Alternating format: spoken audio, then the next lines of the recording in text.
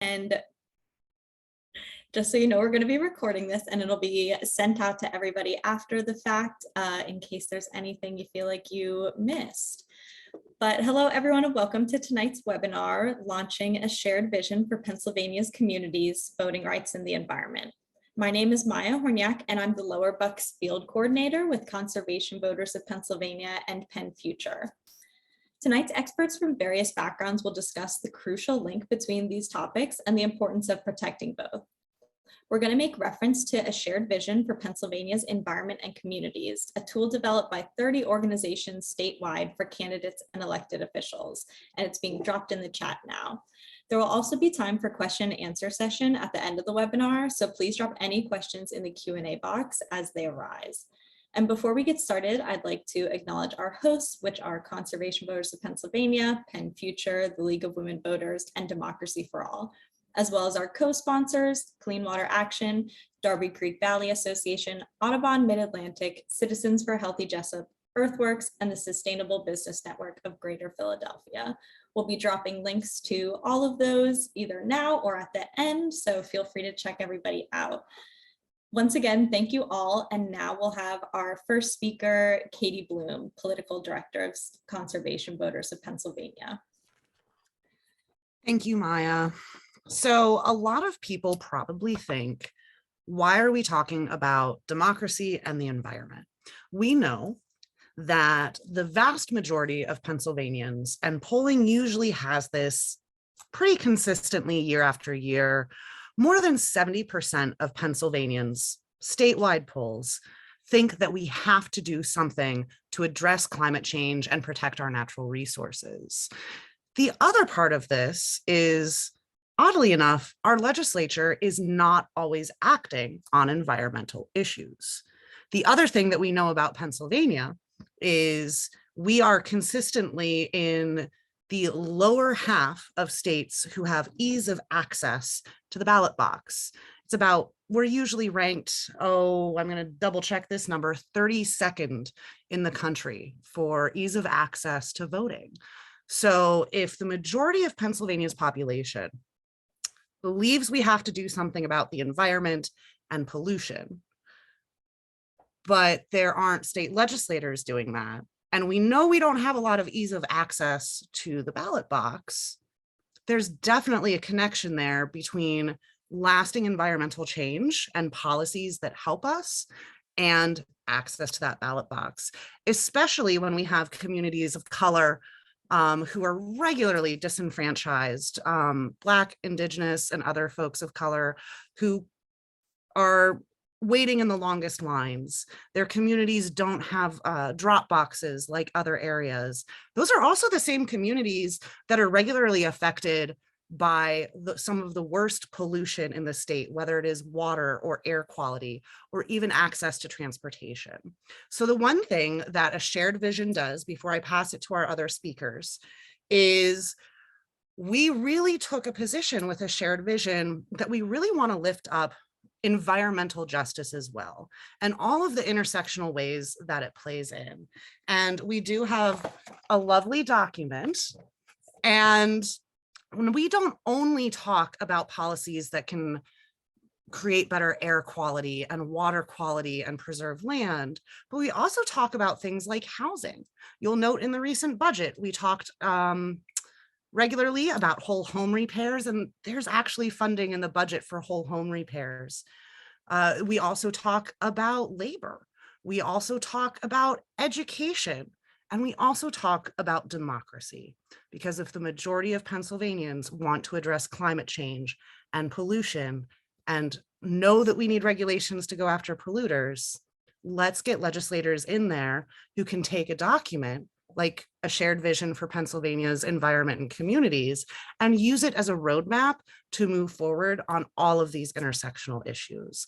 So that's just sort of a brief introduction to a shared vision and why it is so important that we talk about democracy along with the environment. And I know we have other speakers who are going to touch on some other things, but I do know we also have Representative Kenyatta with us this evening. And I know he has another event to get to a little bit later, so we are going to want to pass it to him. Katie, thank you so much.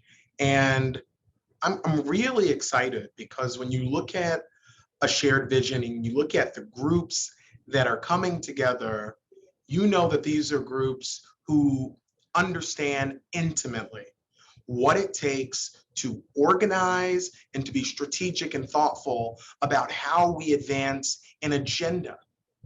Reverend Barber from the Poor People's Campaign, one of my idols and mentors, and he has a quote that I love. And he talked about the big forces which are going to be against a document like a shared vision.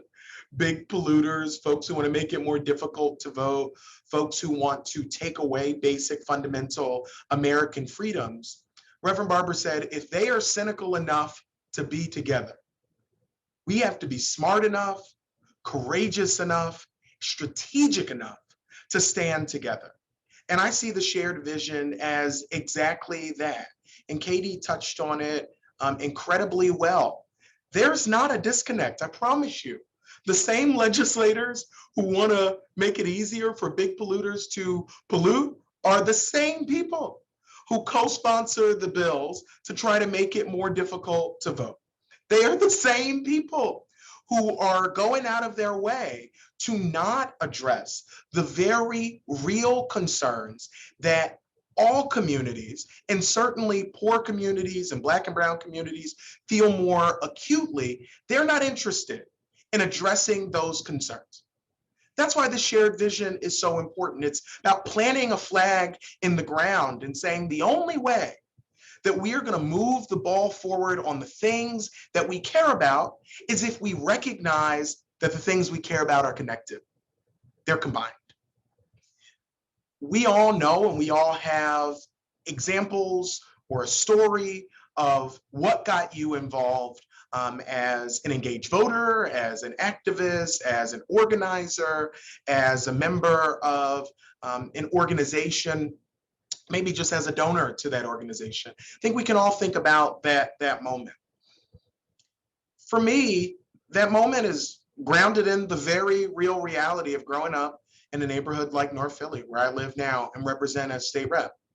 Here in my district, I did an event a couple of years back with PFT, and we saw that we had some of the highest rates of students who were missing school because the air quality in their school was so bad and their neighborhoods was so bad that they were having asthma attacks and ultimately missing time in school.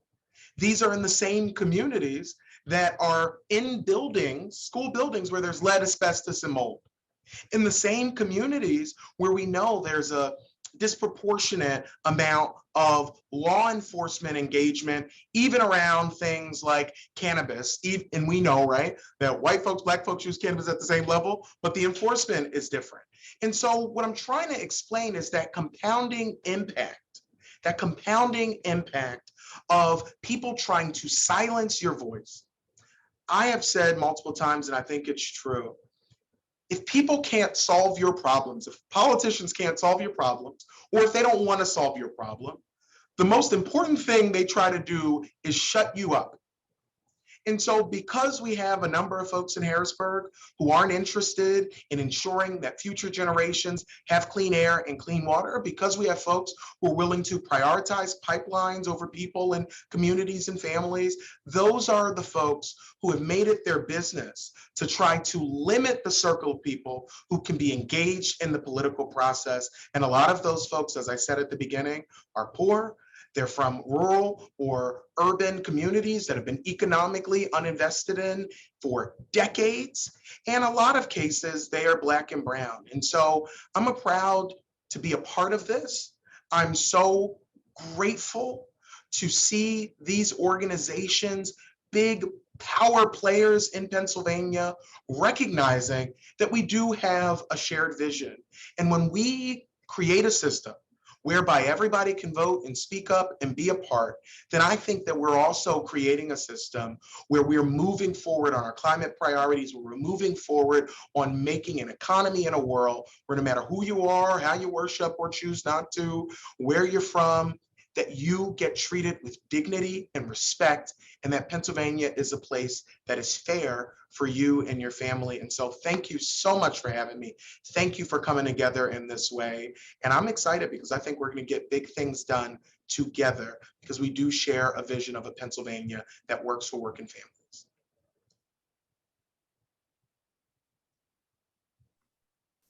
Thank you so much, Representative Kenyatta. And now we're going to hand it over to Susan from the League of Women Voters. Hi, everyone. Thank you so much. Thank you, State Representative. You are always thrilling to see you shine in Harrisburg and to know that you are fighting for all of us on a whole set of policies. Much appreciated. So I am on the board of the League of Women Voters. Sorry about that. I am on the board of the League of Women Voters as a volunteer position. Fun fact, though, I got my start doing environmental work, working for Clean Water Action, where my husband and I met. We've been married for about 28 years now, and 3 kids. And then I actually worked for the National League of Conservation Voters and was on the board of Conservation Voters when it got started. So these issues are near and dear to my heart. And I really appreciate people who are fighting on environment. And I love the fact that we are now talking about the connection between these issues. So a couple of things that the League of Women Voters is an old organization. However, we are been around a long time, lots of history. We are also updating ourselves and our work. We have 3 different policy setup, 3 policy groupings. We do government policy, that's elections, redistricting, government policy. I chair that committee. We have a social policy committee and an environmental committee. So I do a lot of work on all of those issues.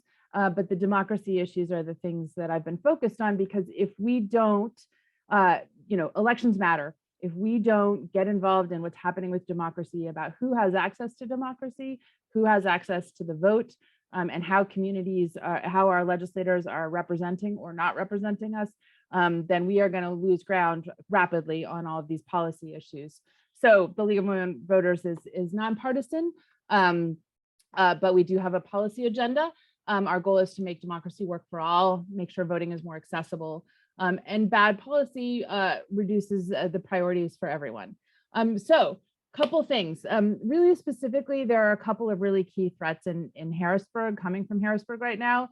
There are efforts underway to restrict or roll back some of the progress that we've made. In 2019, we enacted Act 77, which allowed for vote by mail. It actually also allows for ballot drop boxes, satellite election offices. And now there have been real efforts to actually try to roll that back, take it away. We actually also just won a big court ruling where a judge decided that vote by mail stands. So there are, and that then our legislature has not been able to pass legislation and because of the governor's veto that would actually bring about a whole bunch of mostly bad changes. And so one of the processes that they've been using is something called the process to pass constitutional amendments, which have to get passed twice in 2 different sessions of the legislature, which happen for 2 years. We have 2-year sessions. So you have to pass it in one 2-year session and then in a second 2-year session, and then it goes to the voters. And that's not bad. It's not bad to take things to the voters at all. However, you should not be passing constitutional amendments about things that should be done by legislation, like voter ID requirements. Like in this case, they're actually proposing a constitutional amendment to take away, say that our Constitution specifically does not protect the right to an abortion. They also want to take away power from voters and give it to political parties by taking away our power to vote for lieutenant governor. They want to enact a voter ID. They want to actually protect, they want to enact a policy that would say that the Auditor General has to do an election audit, which is actually not their bailiwick. We have a Department of State that is supposed to oversee elections. And a key policy that was passed in direct response to the government's action on the regulatory greenhouse gas initiative, be able to take away the governor's power to enact to make certain administrative decisions, which was a direct response to Reggie. So our legislature has been pursuing a set of changes to policy that they would actually want to throw in the Constitution. And constitutions were really meant to protect rights and provide baselines that would guide us through different changes in administrative policy. So they should actually be dealing with some of this by legislation. Some of it they shouldn't be doing at all. Worse, maybe not worse, but also bad, is that our legislature, in order to take up those constitutional amendments, they were supposed to have gone home by June 30th and having passed a budget. So a week after they were supposed to have gone home and recessed for the summer, they actually had to pass a rule to suspend the rules. And say, well, we're actually they have a rule that says they can't vote after 11 o'clock at night. So a week later, after they're supposed to have gone home, they passed suspension of the rules so that they could vote after 11 o'clock at night to pass these constitutional amendments, which are, which takes away any meaningful transparency, any meaningful public participation. So we are really, really headed in the wrong direction. The solution to all of this is actually policy that, are in general, that one of the things I talk about at the League is there are really two tests for any type of policy around elections and voting. One, does it make it more convenient for every eligible voter to vote? And does it make election administration smoother and more convenient? And are we funding and are we paying for the election administration we need to have? That's what we should be looking for. We should not be looking for policies that try to keep people out. We need to expand access, expand the hours that people can vote, enact real early voting, make it easier to administer elections by doing things like allowing for pre-canvassing, which would allow counties to start pre-processing ballots to get them ready for counting. The agenda, the common agenda, actually has a whole section, and I love Conservation Voters and all of the groups that participated for actually taking this up and talking about how important it is to our policy debates. So there are a series of policy recommendations, including things like enacting automatic voter registration, which would get people into the voting system whenever they interact with government, and allow people to cure their ballots if they make a small technical mistake. You shouldn't be counted out. There shouldn't be a gotcha like, oh, you forgot to write the date on the thing, your vote doesn't count. You should, as a voter, you should be allowed to make a correction. So it's a great policy agenda. I'm so excited to be working with Conservation Voters, Clean Water, Penn Future, all the organizations that are here talking about how important it is that we have a meaningful democracy, a meaningful republic that allows us to work together to participate so that we can have people representing us who care about the things that we care about. And most people care about being able to raise our kids, drink clean water, have a job that where we can earn enough to coach soccer or go to book club. Most of us are not looking out for special interests. And so that's why these policies are really important. And it's great. And this really recognizes the connectedness of these things. So with that, thank you very much for having me, and thank you for this event. And thank you to everyone who's taken the time to be here.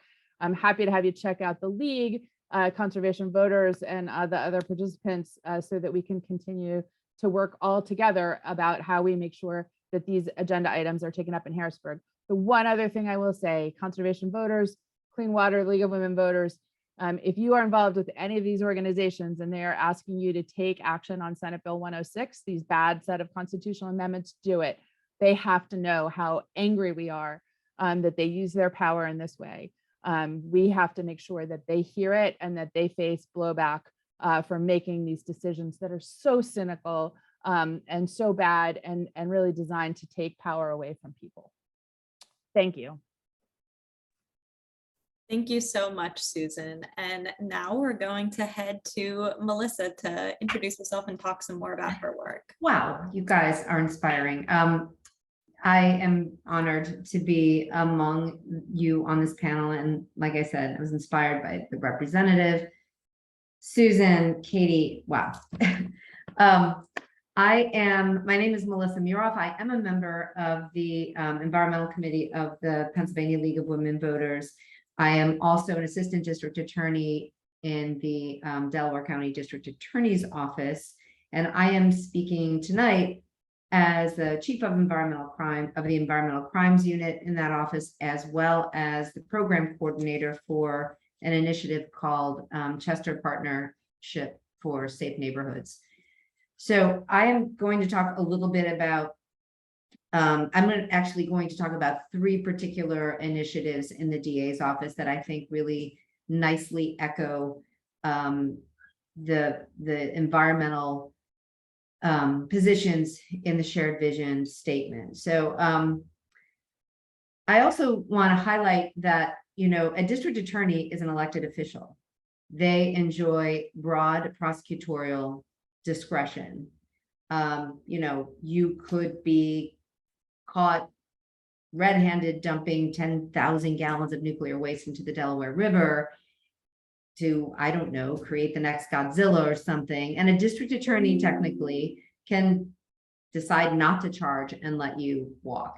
So these elected officials really do matter.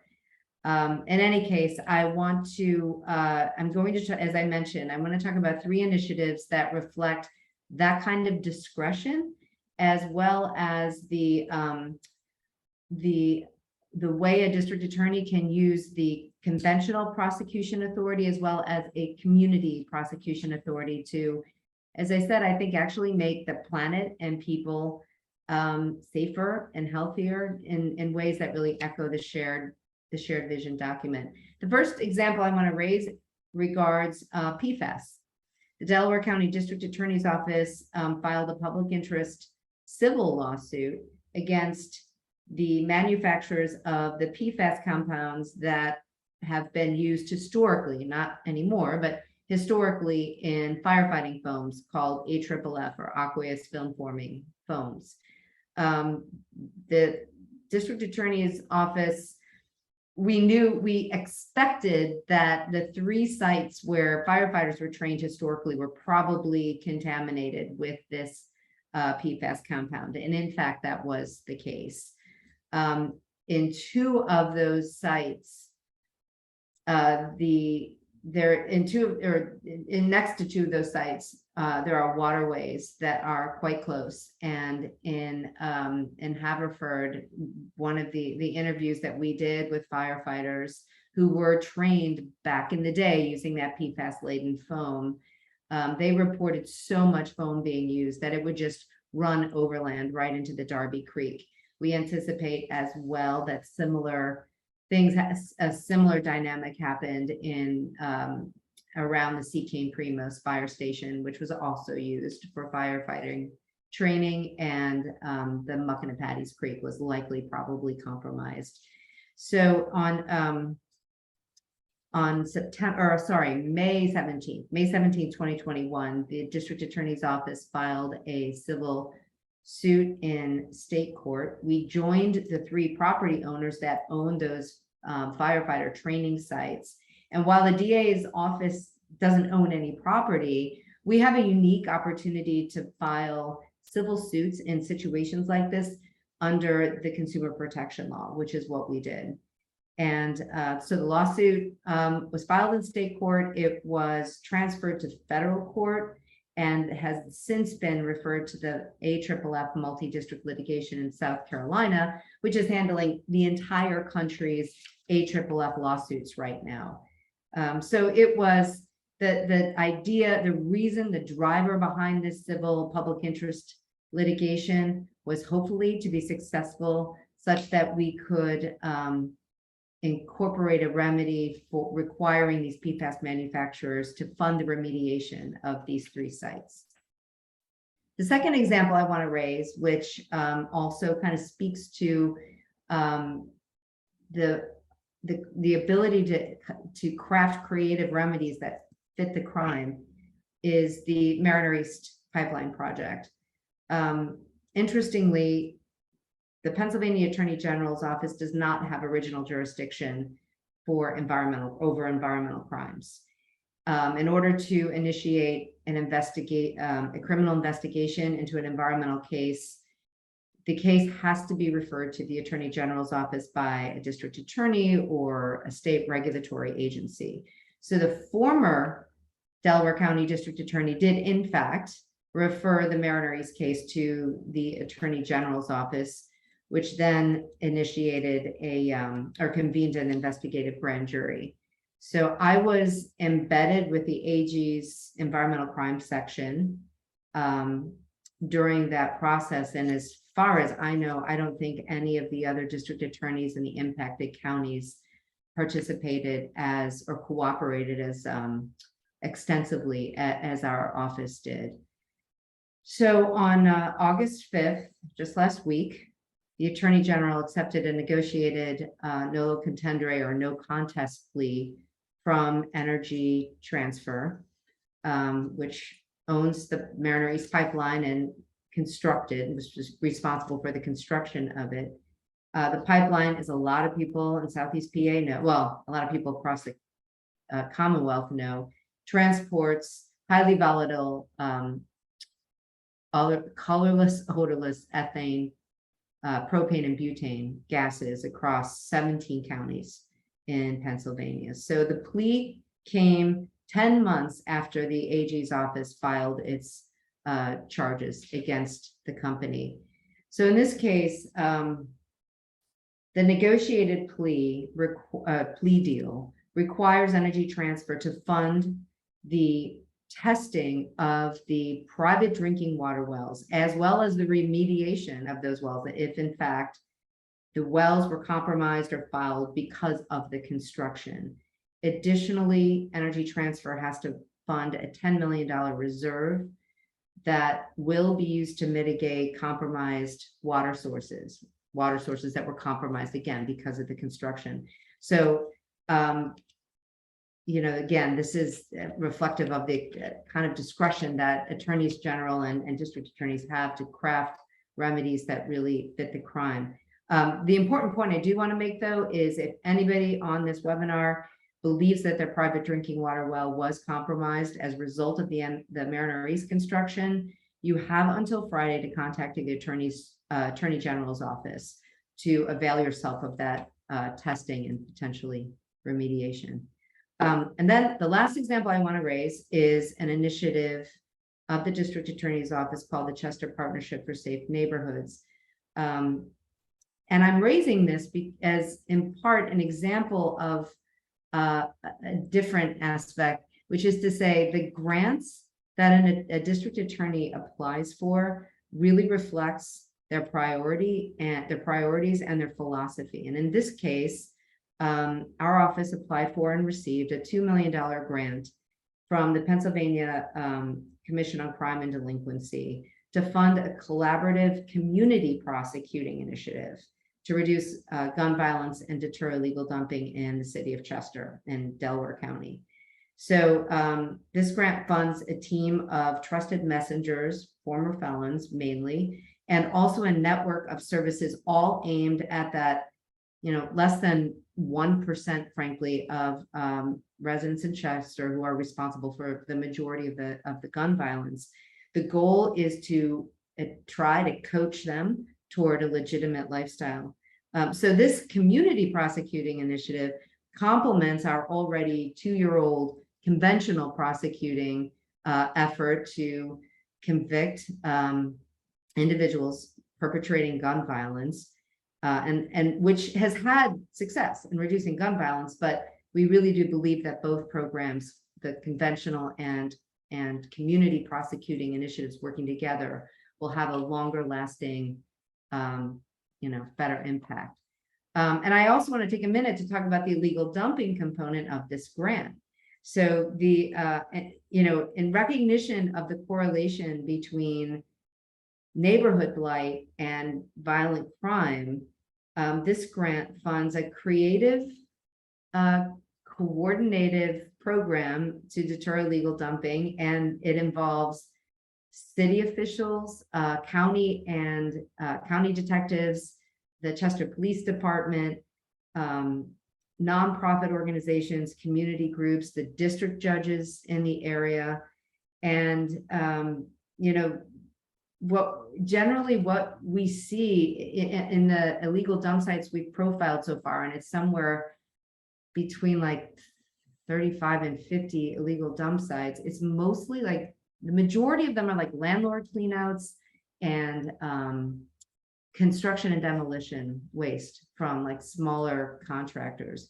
But the program, this PCCD grant, is also supporting a Chester Real-Time Crime Center, which is which networks any surveillance camera in the city.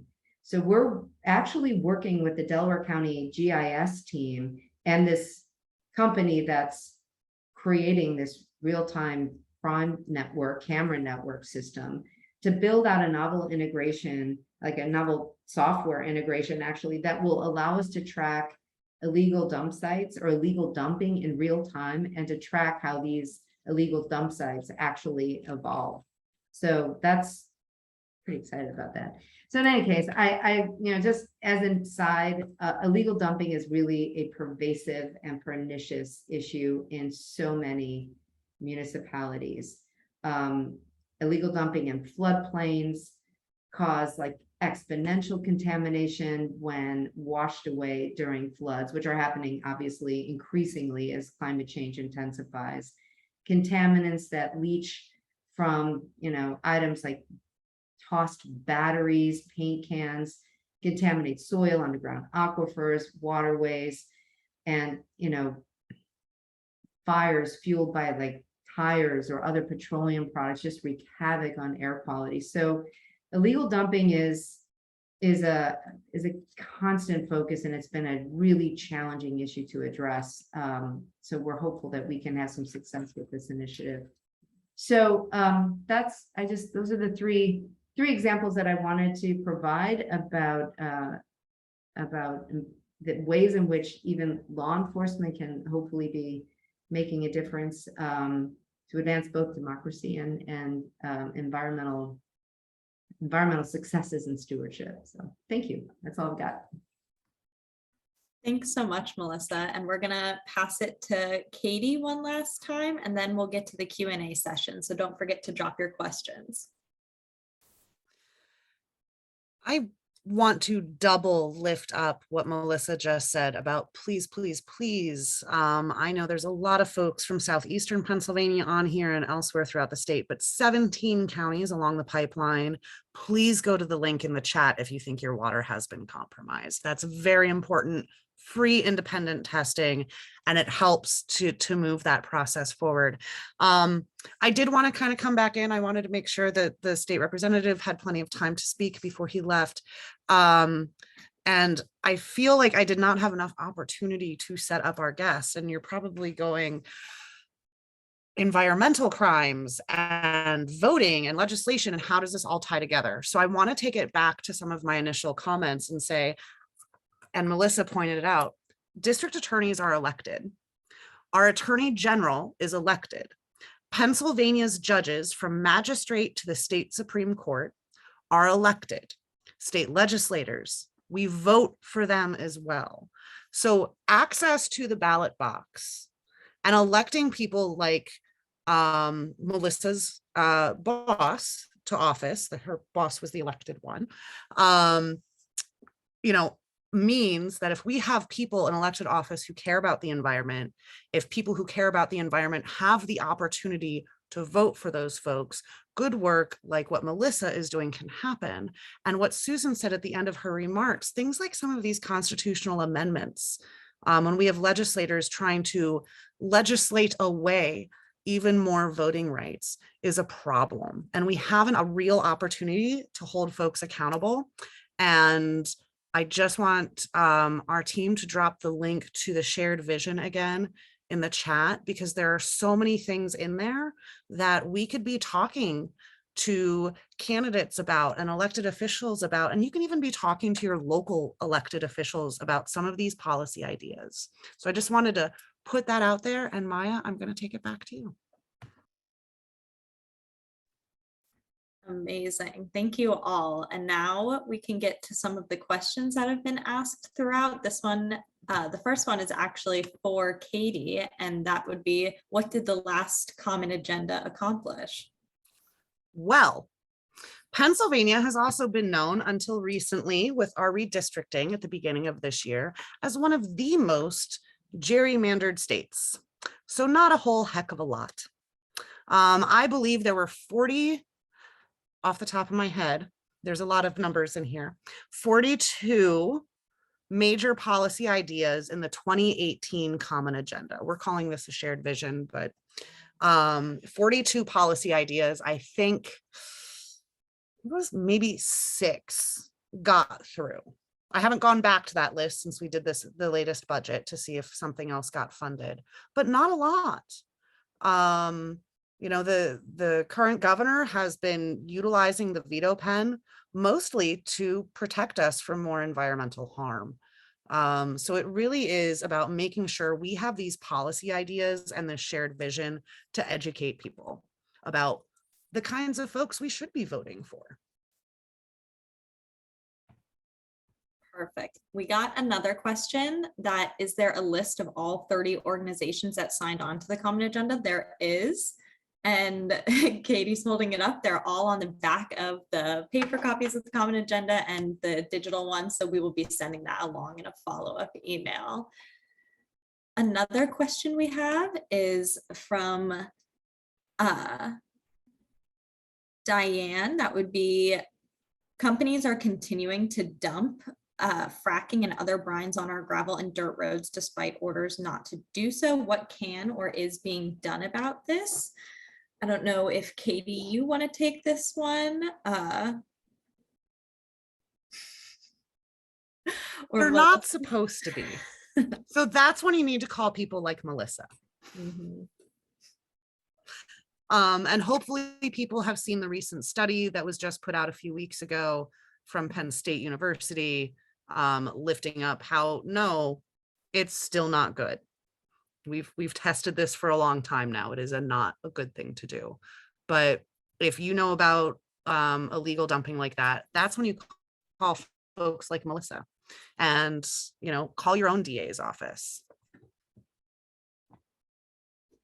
Absolutely. So our next question is going to be from Christina, which is there a way to get a Google form to get our concerns to you all? So we don't have a Google form set up, but you can always feel free to reach out, especially if they're local concerns. As for conservation voters of Pennsylvania, we don't have folks in every county, but in Bucks County specifically, we do have 2 people. We have some folks out in central Pennsylvania, in Lehigh Valley, and up in the Poconos region as well. So anything you're concerned about, whether it's democracy related or environmentally related, we're happy to speak to you about some more. So we got a couple different questions that we're sort of just putting together, which is there a resource that is easy and quick to reference the stances of judicial candidates? And will the shared organizations coordinate this kind of pre-election scorecard? So it's not just a party versus a party. We just want to know what kind of candidates for office are supporting conservation and fair access to voting. League of Women Voters always puts out everywhere a handy voter guide. Yeah, we have a great tool called Vote 411. It's a tool that you can check out that provides as much information as we can about election and the voting process. We also do send out questionnaires to candidates asking about some of their issues. They don't all answer it though. And unfortunately, sometimes that alone doesn't mean that they're against it. Candidates often get inundated with questionnaires. However, our local leagues, so the league structure is that we have local chapters, and we have 33 local chapters and then a state league. So we focus on state policy. So there are opportunities to get involved. The other thing that I think is a great thing to do is actually, contact their campaign and look at their website and see which candidates, and then, email them and say, I don't see anything about protecting our drinking water or protecting land on your website. Why is that? Doing things like writing a letter to the editor is a great way to lift up this issue for other people. People actually still do read the paper. Share those notes, put those types of things on Facebook. There are sometimes other organizations that will also aggregate information about candidate positions. Again, the league is nonpartisan, so but we work to make sure that the process is accessible. But continuing, I mean, it's not always nice to have it when somebody delivers it, but it really is, it's a great way to educate yourself about more than just one issue when you start looking at some of their websites and saying, like, what is this person about? Asking, even often local papers will publish something like, I took a look at the candidates' websites and was really disappointed with the vagueness that I saw. It's a great way to highlight that issue for other people. And I also saw one other question that about the specific legislation. And since while I'm here off mute, I'll just answer it. There are actually numerous policies in Pennsylvania that have been introduced that are what we would call anti-voter, including things like, there's House Bill 1800, which passed last summer, and then the 1300 was vetoed by the governor. Then House Bill 1800 was reintroduced, and it sits out there alive. It has a number of bad policies in it, but the governor would veto it, which is why the legislature has turned to constitutional amendments, because the governor doesn't sign it. There are also a number of bad constitutional amendments, some of which are not moving. Again, happy to, I would say, follow the league. We work to make sure that our supporters are updated on bad democracy policy issues. So keep that in hand. One other issue that I'll point out is that the Senate Intergovernmental Operations Committee, which was chaired by Doug Mastriano, and then he was removed, and a guy named Senator Chris Dush took over, but they subpoenaed the private voter information from every single voter in the Commonwealth. And that is actually being litigated. It's been challenged in court because of the right to privacy. But that Senate Intergovernmental Committee Operations Committee is seeking your private voter data, including your social security number and the last 4 digits of your driver's license. And they have active litigation to do that. And they would turn that over to a vendor who we don't have any reason to, don't have any understanding of what their ability to handle secure information is. Not to mention the fact that the Senate Intergovernmental Operations Committee should not be investigating individual voters. So anyway, lots of legislation. Happy to follow up with more, and I'll send a 1 or 2 things in the chat.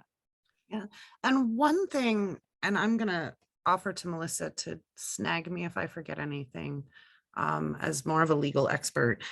When we are talking about judicial candidates and even maybe endorsing some judicial candidates in CVPA's capacity, and you see this a lot if you've ever watched a Supreme Court nomination process, judicial candidates cannot necessarily, because of judicial ethics, actually state their position that could indicate how they might rule on a case. I think I'm phrasing this properly, so I am like waiting for Melissa to jump in if I don't. So they have to be careful, but we can ask things like, you know, are you receiving contributions from, or do you have fossil fuel interests? And there's questions like that. And there's some questions that we can say in general, where we know that Pennsylvania is one of 2 states that has an environmental rights amendment codified into the state's constitution. And we can reference that in a way that can at least put out there, you know, do you support Pennsylvania's constitution, including, that can do that. But it's a very fine line, because judicial candidates cannot indicate in a way that might indicate what a potential ruling could be. There's an ethics thing there. So it's a little weird to suss out sometimes.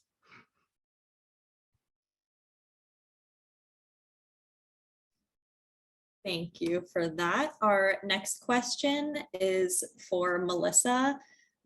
People want to know how they can follow along with the Chester dumping program that you are referencing in your work.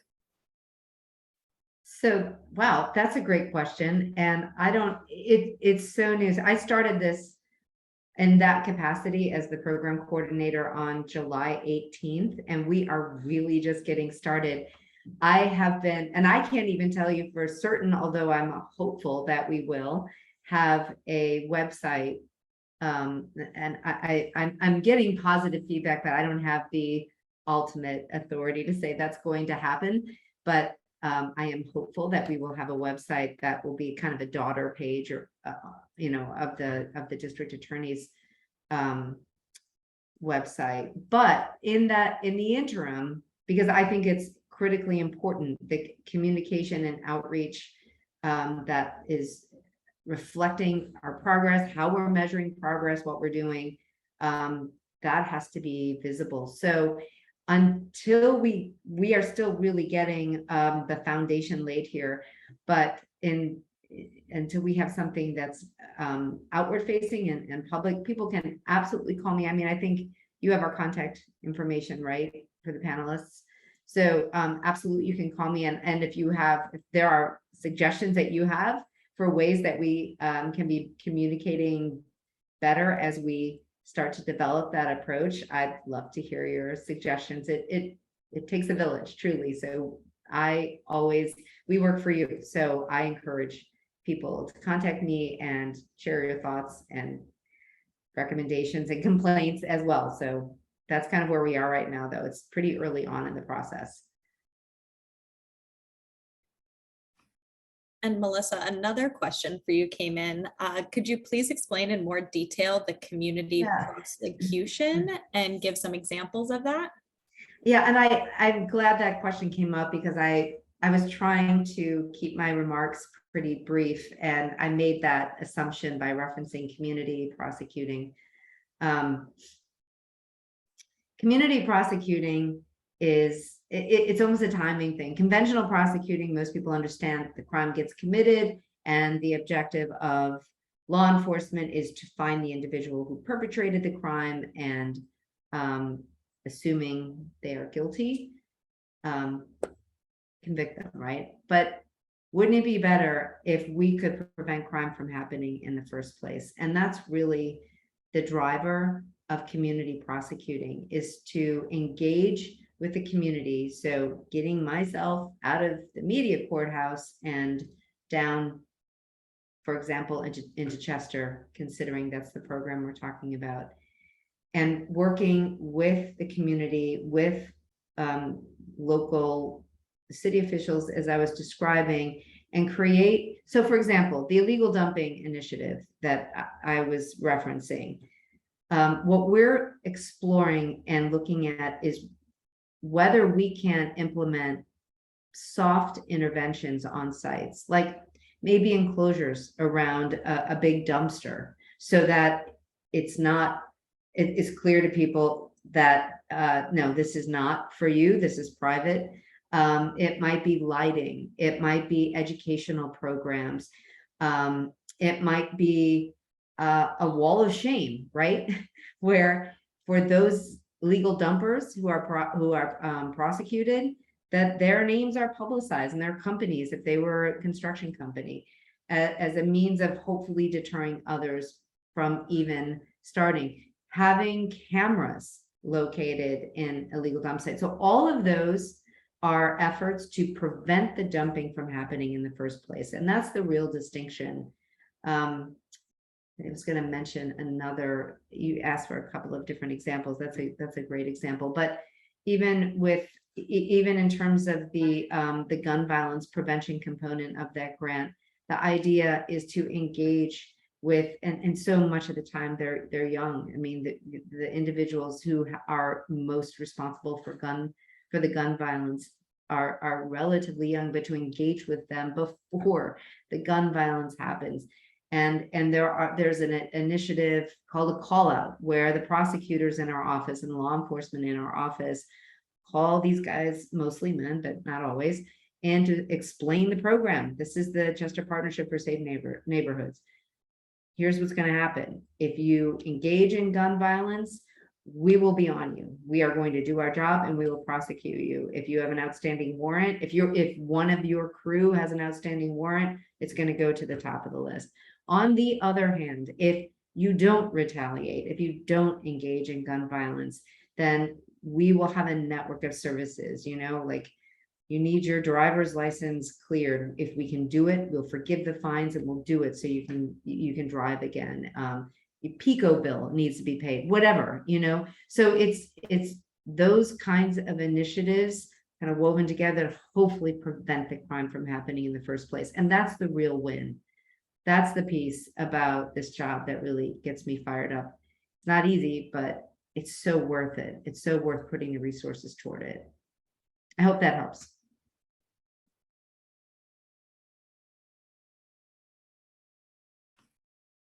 Thank you for that, Melissa. We have two more questions, I think. So with the upcoming election, what is the plan to prepare voters and engage with candidates about the environment? How can we make the environment more of an election priority for candidates across Pennsylvania? Well, y'all are talking my absolute favoriteest thing in the entire world. As I mentioned earlier, the shared vision, and I'm sorry, I have like my Zoom on blur this evening, and I'm holding up a paper copy, but the shared vision is one way. If you have a local candidate that you really like, point them to the link that we've dropped in the chat and say, I was looking at your website. I really think your environmental platform could be better. And as a potential constituent, here's somewhere you can go for reference. So you can push your own candidates locally. The other thing is that every 2 years, we update the Pennsylvania Environmental Scorecard, and that update will be coming later this month. So pay attention to your emails, save the date for another webinar with our other partners on the scorecard on August 30th. And you'll be getting emails and you'll be seeing social media posts. But when that launches, you will be able to see your current state legislators' environmental score. And that is a partnership between conservation voters, clean water, clean air, Sierra Club, and Penn Environment. And we all work together throughout the 2-year legislative cycle to score some of the worst of the environmental bills. And sometimes there's a good one thrown in here and there that we get to score.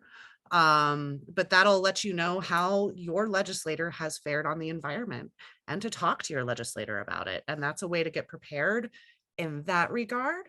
But I also want to say other things you can do to be prepared. Are you registered to vote? Are your friends and family registered to vote? Have you signed up for your mail-in ballot? Have you made a plan to vote? Have you researched your candidates, especially on environmental issues? And there are ways to get locally engaged as well, if you really want to go that extra mile and do some volunteering. So there's that answer. Thank you, Katie. And could we have Melissa one more time just repeat again about the testing, the deadline that's coming up soon? We'll have a link included in the follow-up email, but just want to make sure people know. Yes, it's August 19th. It was, and keep in mind that that Energy Transfer entered its plea on August 5th. So it's a really short timeline. However, the links in the chat will take you to a form, and that form is what needs to be submitted by August 19th. Yeah, that, and if any of you, if anybody, certainly anybody in Delaware County, but if anybody has any issues or questions, contact me, because I do communicate with the environmental crime section in the AG's office pretty regularly about this. And so I really wanted to make sure that at least in our county, we're trying to get the word out because the timeline is so short. So it's just a form that you fill out, send it off to the AG's office, and all the information should be there for that. The settlement requires an independent third party PG, it's a geologist that actually does the testing and also makes the call, makes the determination about whether the damage to the drinking water well was caused by the construction, by the pipeline construction or not. I mean, obviously, pipeline or drinking water wells can fail completely unrelated to the pipeline construction. So it's this independent third party that actually makes the determination as to attribution of the damage. And then there is a grievance policy on that website that breaks down what happens next. And it's probably better for me not to try to recount that. But look, the grievance policy or grievance program is actually what I would read. That's the most detailed document that explains what happens next if in fact somebody's private drinking water well is fouled or damaged, and the damage is deemed to be caused by the Mariner East construction. I hope that helps, but the links have all of the primary, and like I said, if anybody wants to, they can contact me. You can also put my mobile, that's the number that I get contacted on in the chat, and I can put that in. It doesn't matter to me. This is really important. That's my mobile. I gave to the panelists, so you guys can post that if you want. Thank you so much for that, Melissa. And we have one last question, and don't worry if you didn't get your question answered, we'll get back to you via email on it. But this question is from Julie, and would you be able to host a shared vision webinar for TTF with a few partners for our folks? That's for Katie. Because Julie asked this, I am going to say, have your people call our people and we'll get it set up. Just for Julie. But actually we are open to doing any kind of educational webinar with any organization that would like to partner with us and learn about all of these priorities, not just democracy, which we are focused on tonight, but some of the other policy priorities as well. So please do not hesitate to reach out. There have been a bunch of emails dropped in there to certainly reach out to our field team who are graciously running point on this webinar. So yes, we are happy to help anyone. And Julie, just have your people call our people. Perfect. Well, with that, that was going to conclude our webinar for tonight. Thank you all for coming and for your eagerness to get more involved in this work. Don't forget to check your voter registration status, and links to volunteer opportunities with all of our co-hosts and co-sponsors can be found in the chat. And again, will be provided in a follow-up email you'll receive later this week. So thank you so much again, and I hope you all have a great night.